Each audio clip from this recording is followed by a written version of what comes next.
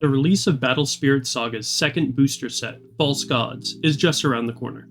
With that in mind, we decided it was a good idea to go over the Q&A and pick out some important rulings that you should know before you start playing. Some of these interactions are a little messy, and not knowing them could get you into a bind in tournament play, so it's best to make sure you know all of these beforehand. None of these are in any particular order of importance, but they are all things you definitely should know before you start playing in Set 2. Full Q&A will be linked in the description if you want to read it. King Vulture is an interesting card that may or may not see play in False Gods. Its ability to pop a 3 or 6 cost Nexus seems decent, but when we already have Burning Force, Nebula Dragon Andromeda, and now Nexus Hazard, we aren't too optimistic that this card will see play, considering it has poor reduction and is limited in its removal. However, the important thing about this card is its Confront restriction.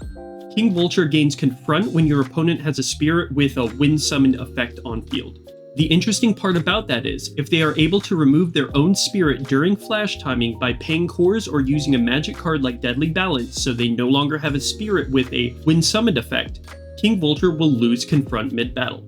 Keep that in mind if you ever see or play this card. Dark Knight Limerick is the most exciting card in the purple pool for False Gods. Its ability to loop a spirit back to hand once a turn can be great for consistency and pressure, and even its Wind Destroyed effect can mess up an opponent's plan. But there is a little asterisk we should mention about the whole looping card's ability. If you destroy one of your spirits by removing cores to pay for a cost, not only will you not loop it, which we all assumed anyway since the whole self-destruction is not destruction ruling, but you will lose Limerick's ability to loop a card at all that turn. As it turns out, self-destruction is not destruction, but it kinda is. Limerick sees the spirit get destroyed, which triggers its ability. But since it is self-destruction, you don't actually get to loop the card, but you lose the trigger because Limerick sees a spirit get destroyed.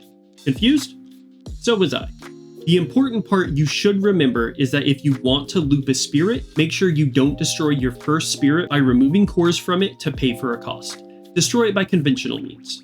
Also, Limerick can loop itself back to hand, so don't let someone try to tell you it can't. Cards that summon tokens have a weird interaction with your cores. The best way to describe this is by example. Say that you activate Gunsmith Mime's Wind Summoned effect and summon a mecha token, but you only have one core available, and that core was used to place on Gunsmith. That core will be placed onto the token instead, and Gunsmith Mime will be destroyed. So you must summon the token if the conditions are met, and you must have a core to place on that token, even if it means destroying another spirit. This logic applies to all token generators. Another example is Queen Antrain. She summons 2 insect tokens.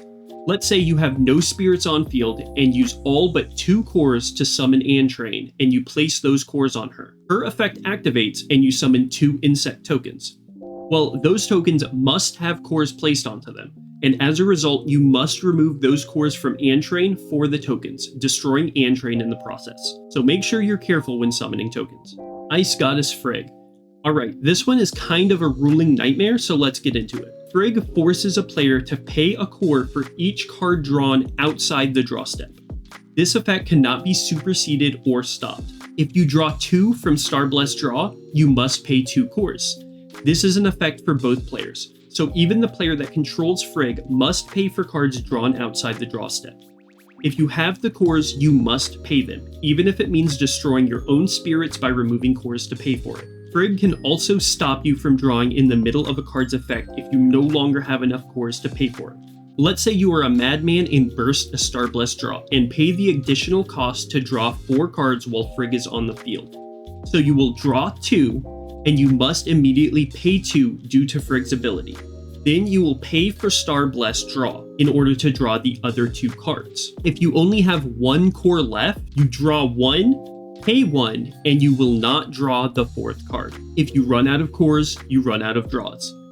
I'm not too sure this card will see a huge amount of competitive play, but some lunatic lads will certainly be running this, so you need to make sure you know exactly how this card works. Heavenly Gate Guardian Clavis is the hero Luster decks needed to have a chance at competitive viability. Not only can it grab back yellow magics from the trash, but it treats blockers as level 1 when it attacks. How does this interact with cards that treat themselves as higher level, such as Giganorex? Well, even though this card has an effect that makes it constantly level 3, the most recent instance of an effect will be applied. In this case, Giganorex will be treated as level 1 when blocking Clavis, even though its own effect treats it as level 3. Light Emperor Lumiere cannot give double bless. Don't try it. It doesn't work. I know you were thinking about it. Don't lie to me and say you weren't. You cannot stack bless.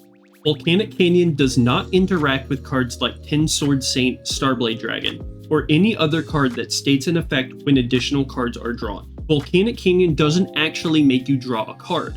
What it does is it increases the number of cards you draw during the draw step. So cards like Ice Goddess Frig and Starblade Dragon do not interact with the effect of Volcanic Canyon. Corpse Giant Gigasha may not see a whole lot of competitive play, but it does have an interesting interaction with Awaken. If you choose a spirit that has Awaken, but only one core on it to become unable to block, and the opponent flashes Awaken to put more cores on the spirit, that spirit still cannot block. Since the when attacking effect happens first and the conditions are met, the opposing spirit will be unable to block no matter what the opponent does to it. Trickster Machine God Loki can bounce itself back to hand. I don't know why you would ever want to do that, maybe to make sure it doesn't get destroyed on the opponent's turn, but you can do it.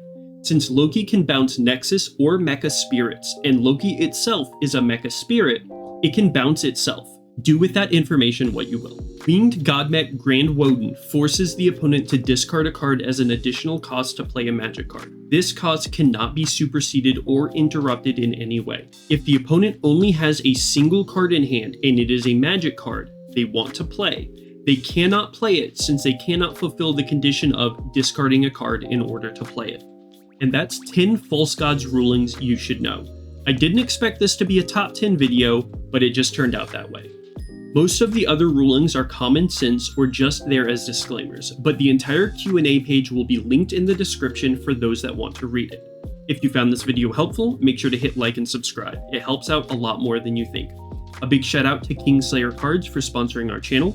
Make sure to go to the link in the description, kingslayercards.com, and use code MDM2023 at checkout if you're purchasing singles for 5% off. Have a great day, and we'll see you in the next video.